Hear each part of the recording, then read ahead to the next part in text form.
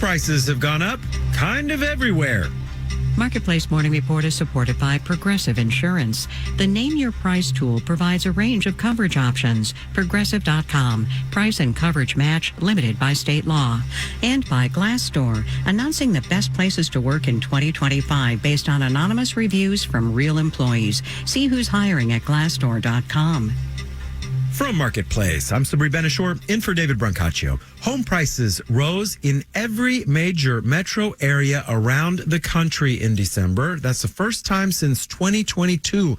This is according to new data from Redfin. The biggest increases were in Cleveland, Milwaukee, and Philadelphia. Marketplace's Samantha Fields has more. It's not exactly what most would-be homebuyers want to hear. Prices just keep going up. Chris Salviati at Apartment List says with mortgage rates stubbornly high and inventory stubbornly low, demand starting to shift to some of these Midwest markets. You know, those are some of the last bastions of housing affordability in the U.S. A few years ago, prices were shooting up the most in Sunbelt cities, in Texas and Florida, that at the time were still relatively affordable. Daryl Fairweather at Redfin says today, people still are moving to Florida, but it's more expensive now than it used to be, which limits how much prices can grow. But in the Midwest, home prices are still low relative to the rest of the country. Take Cleveland. The median sale price is $229,000, which makes it more possible for prices to rise 15% because they're rising from such a low level. But it's not just the Midwest. Prices are rising everywhere. Chris Salviati says a lot of people have been holding off buying for a while, hoping mortgage rates would come down. And now that we haven't seen those rates really move in a significant way, you might be seeing some folks just getting acclimated to what the new rates are. And deciding I might as well just go for it. I don't want to wait forever. I'm Samantha Fields for Marketplace. More than 30,000 people were under evacuation orders Wednesday as a fast-moving wildfire swept through a mountainous area that borders California's Los Angeles and Ventura counties. That fire has burned more than 10,000 acres so far, but has not damaged or destroyed any buildings or homes, according to reports. Fires can, of course, move very quickly, which means information has to move very quickly and accurately. Over the last few weeks, one app that's emerged as particularly helpful is called Watch Duty. It collects updates from emergency responders and then maps the fires and evacuation zones all in one place. And it uses quite a bit of actual human reporting. My colleague Megan McCarty-Carino spoke with David Merritt, Watch Duty's chief technology officer, about how it works. So we're actually a mix now of paid staff reporters and volunteers. The reporters collect information, listen to radio. When we say reporters, the person writing the reports that and updates that get to your phone. But there's a huge team of volunteers that help support that. You know, during these LA fires, you know, there was at one point like 5 concurrent fires that all needed pretty prompt attention. And that's a lot. It's, you know, we had people sleeping not a lot, sleeping in shifts, even with a big team. So this is really a pretty manual effort, it sounds like. It's not like you're just pulling data sets from, you know, other sources or, you know, populating data with automated systems. It's very, very manual. And it's an interesting partnership between technology and, you know, human reporting.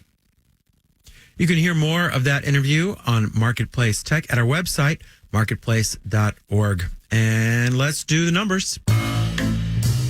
Dow futures are up just 30 points. That is less than 0.1%. NASDAQ futures are down 0.5%. S&P futures are down 0.2%. The 10-year Treasury yield is at 4.631%. Marketplace Morning Report is supported by Clear Channel Outdoor, an out-of-home billboard company harnessing innovation and technology to connect advertisers with consumers. Billboardsforbusiness.com. And by The Economist, devoted to providing independent journalism that makes sense of the news shaping the world. More at economist.com or with The Economist app, newsletters, and podcasts. A particularly contagious strain of bird flu continues to spread on farms nationwide. Tens of millions of chickens have been culled as a result. And as we've been reporting, that sent the cost of eggs skyrocketing. Last month, a dozen eggs at the grocery store cost more than $4 on average, according to the Bureau of Labor Statistics. That's about double the price from a year ago. Daniel Ackerman has more. George Ohanessian co-owns Heidi's Restaurant, a breakfast diner in Waltham, Massachusetts. These days, he's spending less time at the grill than he'd like, because he's been busy. Finding eggs. They're very expensive. They're hard to find. Ohanessian spent the morning traveling from one egg wholesaler to the next. It's been hit or miss. And then when you get somewhere and they don't have them, they're like, okay, where do I go next? It's been very hard. It's been very hard. He's paying almost 3 times more for eggs than he was just a few months ago. And he says he can't pass that on to his customers. It's a family restaurant, and we try and keep everything affordable so we can keep our customers happy. But I just don't, I don't know what to do sometimes. There's not much he can do, because right now, there just aren't enough chickens laying eggs, says Brian Moscaggiore, vice president at the wholesaler Eggs Unlimited.